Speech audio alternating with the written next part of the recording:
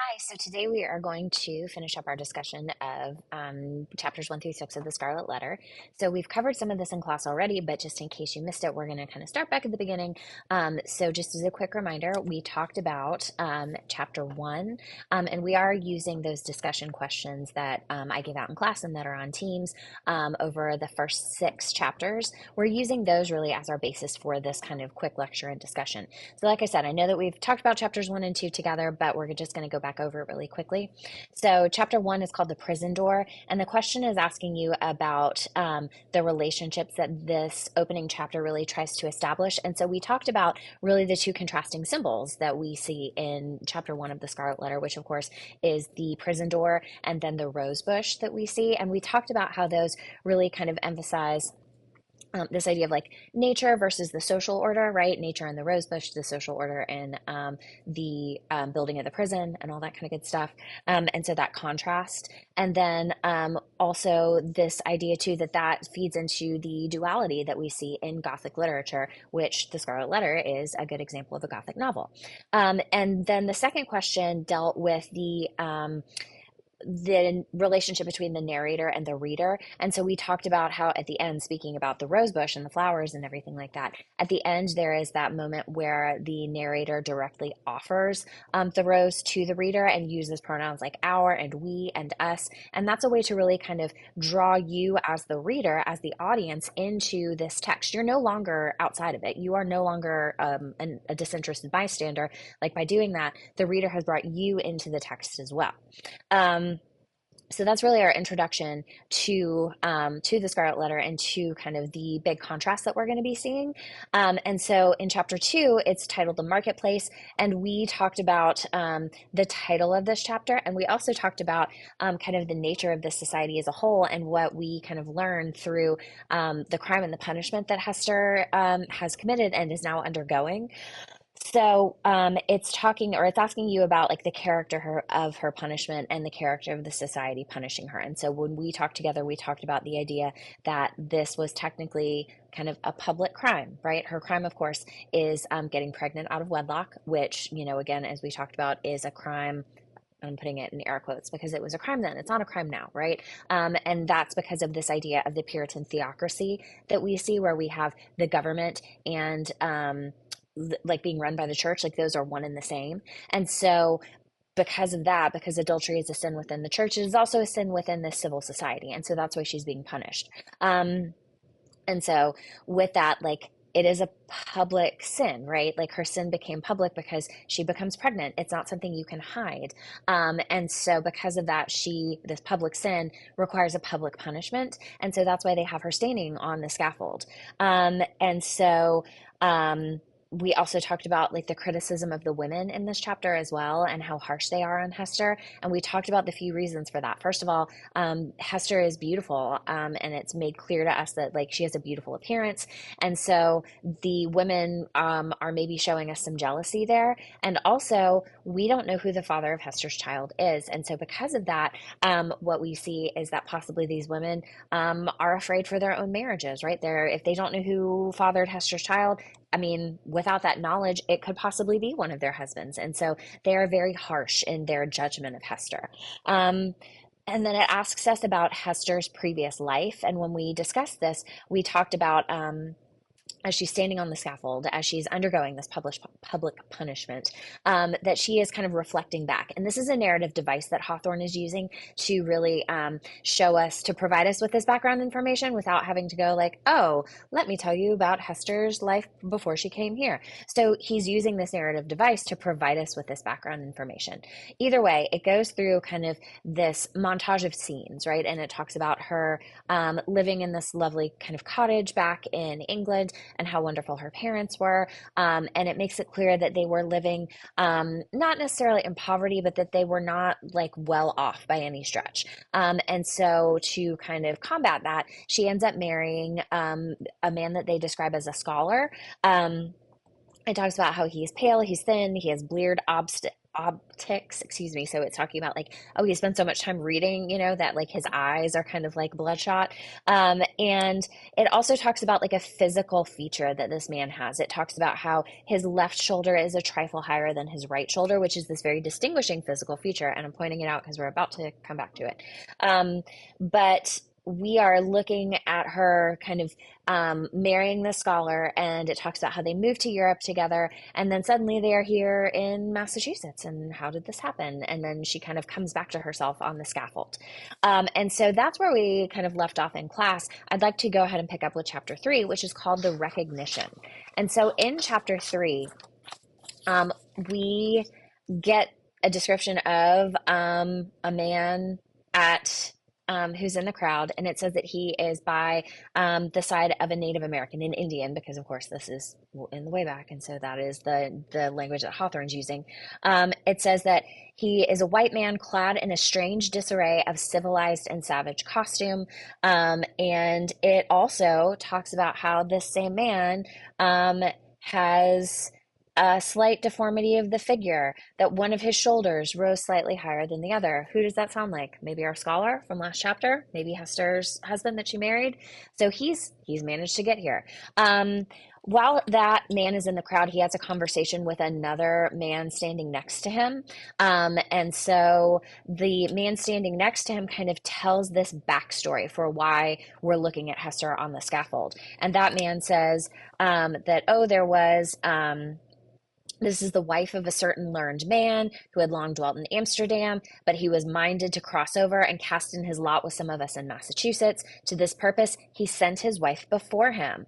And then he says, Mary, good sir, in those 2 years or less, this woman has been a dweller here in Boston, and no tidings have come of this learned gentleman, right? So she's here without her husband. She doesn't know what happens to him, but we do know what happens to her. She ends up getting pregnant. It's clear that this is not her husband, or that she's not pregnant by her husband.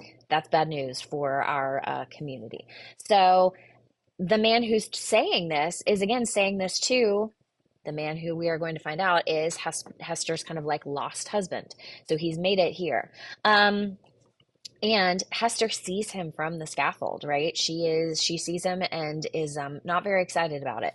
So when we are looking at chapter 3, it is one of 3 scaffold scenes in this text. And so we need to think about this. There are 3 different scenes in this text where we have characters who are on this scaffold. This is our first one. And so what we have is Hester standing on the scaffold, and she's standing there by herself. Yes, she has her baby with her. We know that baby's name is Pearl because we've read chapter 6 and into chapter 7, and hopefully through chapter 11. But we know that that is her baby's name is Pearl. So she and Pearl are on the scaffold. So they are standing here, and the scaffold is just kind of like a raised platform. So they're standing up there, and then all around them, kind of, because she's standing kind of above them, all around them are the townspeople, and so they are the center of attention, right? Another aspect of this scene are the 3 men who are sitting in judgment of her. And so that is Governor Bellingham, who is the governor of the state, Reverend John Wilson, who's kind of like the head of the church of the state kind of overall, and then also Reverend Dimsdale. And so those are the 3 men who are sitting there to judge Hester. And so Hester's here on the platform. They're in a balcony up here, right? Like they're quite literally looking down on her, right? So we see that idea of judgment even coming from the physical arrangement of the scene. And so again, this is our first scaffold scene. I want you to take note of, again, the characters who are here. So we have Hester and Pearl. We have Dimsdale and Wilson and Bellingham. We have Hester's husband, whose name, by the way, is Roger Chillingworth. We have him in the audience. So all of these major characters are here, and we know that that physical arrangement is Hester's husband in the audience, Hester and Pearl on the scaffold, and then the 3 men kind of sitting in judgment up there.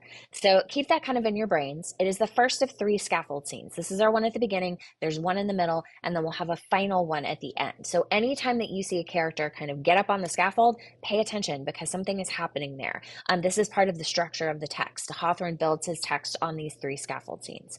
So with the 3 men who are sitting in judgment of Hester, our narrator makes it clear that they're not bad people, but they're not maybe necessarily fit to judge her.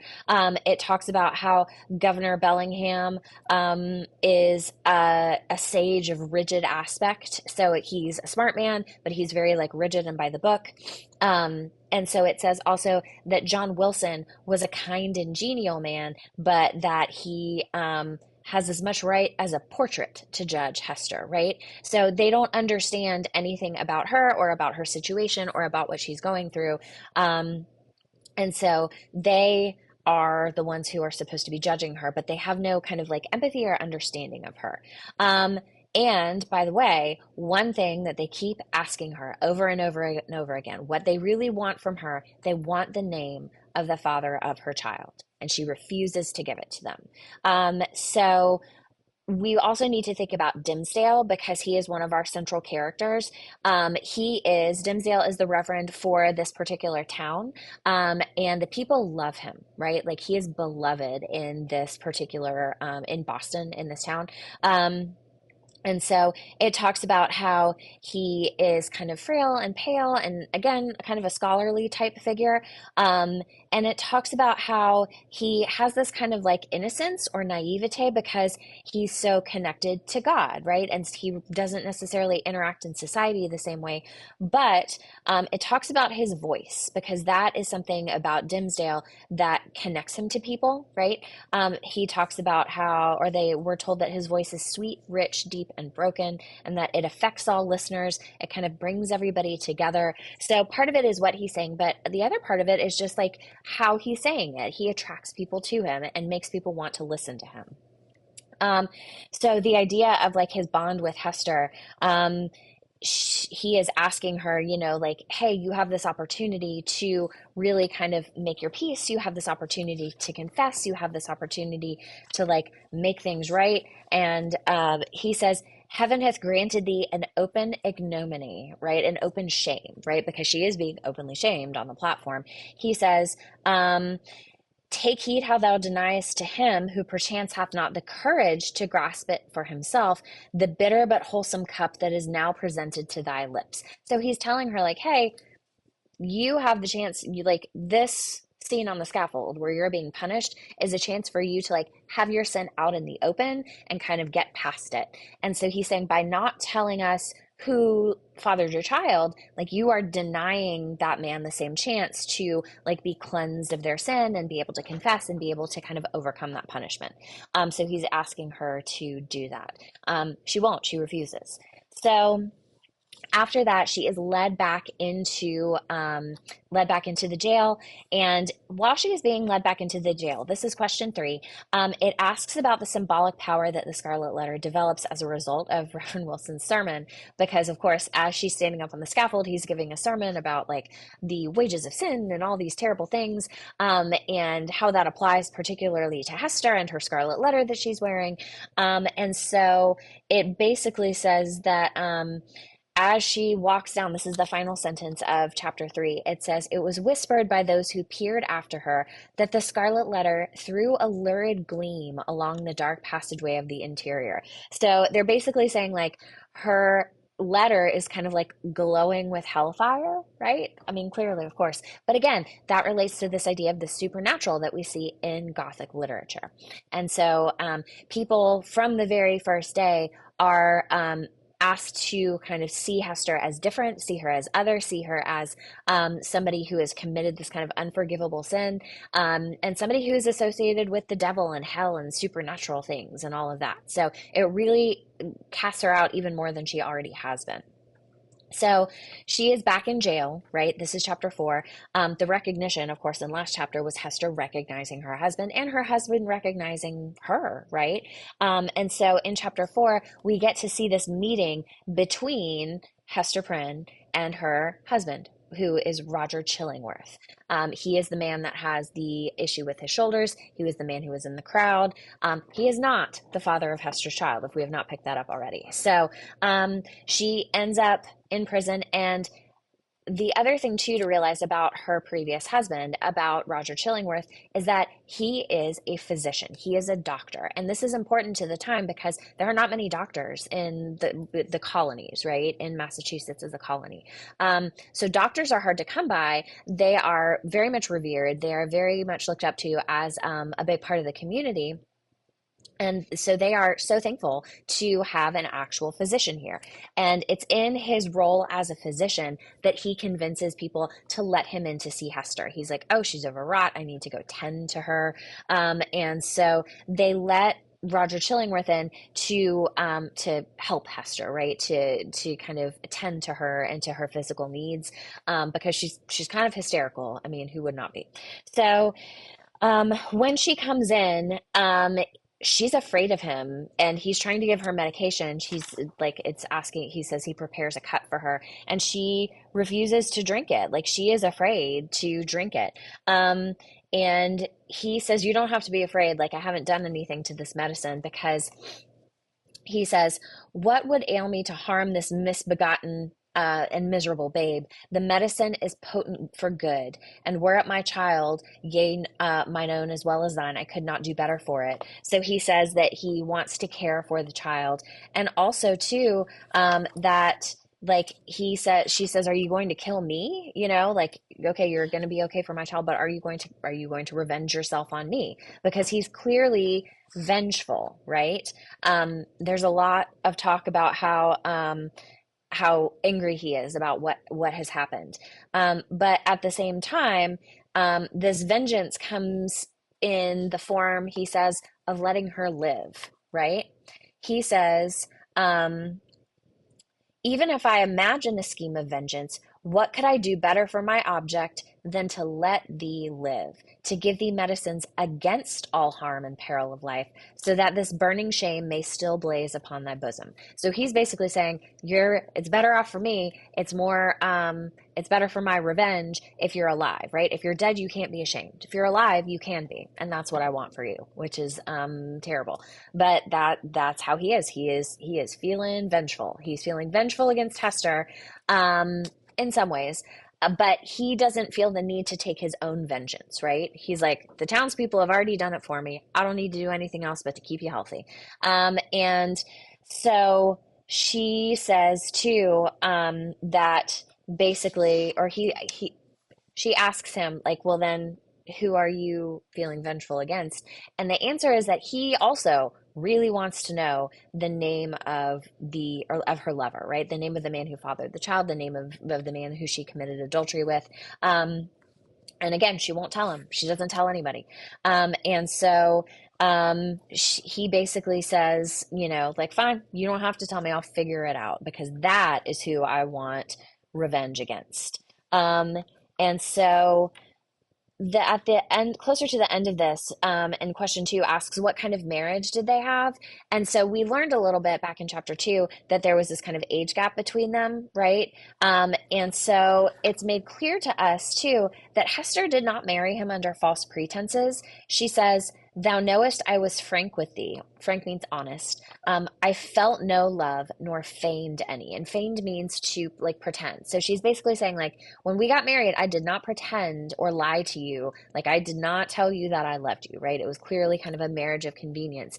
And he says, you're right. You are correct. Like we did not, like I did not, you didn't declare that to me, right? You were honest with me about your feelings. And so he basically says like, I don't know how I could, he says, we have wronged each other. Mine was the first wrong when I betrayed thy budding youth into a false and unnatural relation with my decay. So he's basically saying like, I, kind of tricked you into marrying me, right? And I shouldn't have done that because I should have known better. I should have known that you would not have been happy with me. And he's like, and look where we are, And so of course hers is the second wrong by committing adultery. So he's kind of weirdly fair to her because he says, between thee and me, the scale hangs fairly balanced, right? So he feels no need to like revenge himself upon her.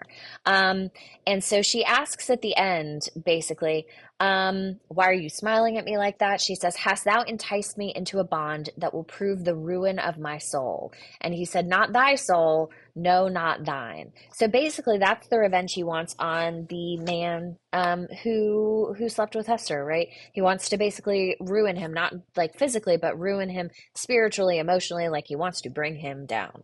So with that, um, that is really kind of the end of like this opening scene of them in the jail and everything like that. The next two chapters, 5 and 6, kind of give us some time jumps and move us ahead kind of in the narrative.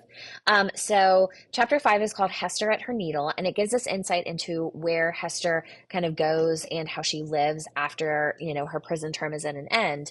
And so, excuse me, it tells us basically that she decides to stay in Boston, right? She chooses to live in this little cabin kind of outside of the main town. So she is isolating herself. Again, isolation is kind of part of what we're looking at with this type of literature. And so she's isolating herself physically. And I don't know that she has to do a lot to continue that because she's also socially isolated from the people in the town as well. But as far as for the reason she stays, right? Because she doesn't have to stay. Like there's nothing that is keeping her there. Like they haven't like literally like put shackles on her and tied her, to or tried to keep her physically in Boston. She chooses to stay there. And in the text, because Hawthorne is Hawthorne, he kind of gives us three reasons for why she decides to stay. And the first is it says that she feels this kind of fatality, like this idea of fate, right? There's a fatality, a feeling so irresistible and inevitable that it has the force of doom, which almost invariably compels human beings to linger around and haunt, ghost like, the spot where some great and marked event has given the color to their lifetimes. So it's this idea that, like, this is where the big event of her life has happened. She feels like she can't leave. Um, and it talks about how it's almost like roots that kind of sink into the ground for her. The other thing too is that we still don't have a name, but it mentions the fact that like the person that she had this relationship with is still in Boston as well. It says, there trode the feet of one with whom she had deemed herself connected in a union that, unrecognized on earth, would bring them together before the bar of final judgment, and make that their marriage altar for a joint futurity of endless retribution. So the idea that like, oh, well, the person that she was in this relationship is still here, and so she wants to be able to continue to see this person and to live in the same place, right? She doesn't want to cut herself off from that person. Um, and the other thing too, the third reason that Hawthorne gives is that it feels like a type of penance, right? Paying for this sin. Um, it says, here she said to herself had been the scene of her guilt, and here should be the scene of her earthly punishment. And so perchance the torture of her daily shame would at length purge her soul and work out another purity. So the idea that by living there and kind of undergoing this daily kind of like punishment, and being reminded of her sin all the time, that in some way could like purify her, right? And could rid her of this sin and rid her of this guilt. Again, remember that we're thinking about a very Puritan culture. And so this is how she's kind of approaching it. So, in order to make her living, we are told that she is a seamstress, right? Hester at her needle. She sews. Um, and again, just like in our first question, it asks us why the needlework of Hester is so popular, because it is very popular among the townspeople. And of course, because Hawthorne is Hawthorne, he gives us many reasons for this. The first reason is that people feel bad for her, right? They feel sympathy kind of for her plight. They feel badly that she needs help, and they're like, oh, we'll help this poor lady by like buying her needlework, by buying her things that she's made, and that'll help. Like we're being so charitable and supporting this like charity case. And also because they really did need somebody to be a seamstress, right? Like she very much filled this gap kind of in the workforce. And then also that they had this really kind of like morbid curiosity, right? So they could buy these pieces of clothing and be like, oh, it was made by the lady who lives out by herself, right? By this like notorious sinner, Hester Prynne. This is my piece by Hester Prynne.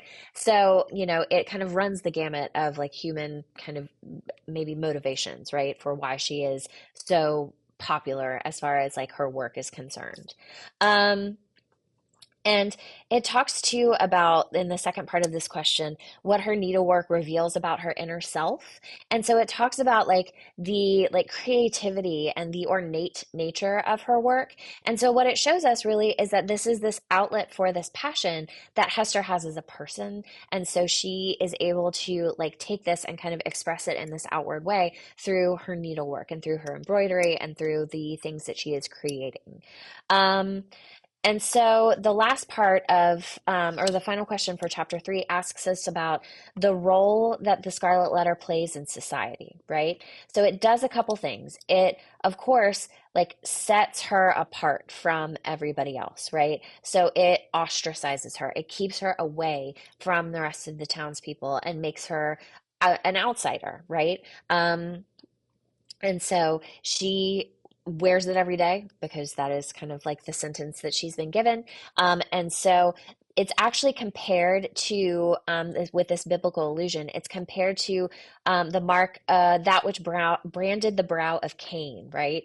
So they're comparing the sin that she committed to the sin of Cain, which is the first murder, right? So this feels a little hyperbolic. It feels a little exaggerated. But to Hester, it definitely feels that bad. It definitely feels that shameful, right? And so the last thing too about the Scarlet Letter is that Hester almost starts to believe in these same supernatural qualities as well, right? Like we talked about in the last chapter about how people thought that maybe glowed with the fires of hell. Hester feels like it gives her some kind of supernatural insight into other people. Um, she says that sometimes as she's like walking through the town, that the red infamy upon her breast, the so talking about the Scarlet Letter, um, that it would like give a throb, right? She would almost like feel it, and that she feels like that when it does that, it's showing her or revealing to her other people who also have some sort of hidden sin. So it's almost like her like super secret sin detector. But again, it's that idea of the supernatural, right? It's that idea of um, things kind of developing these extra powers and these extra things that can't be explained, right?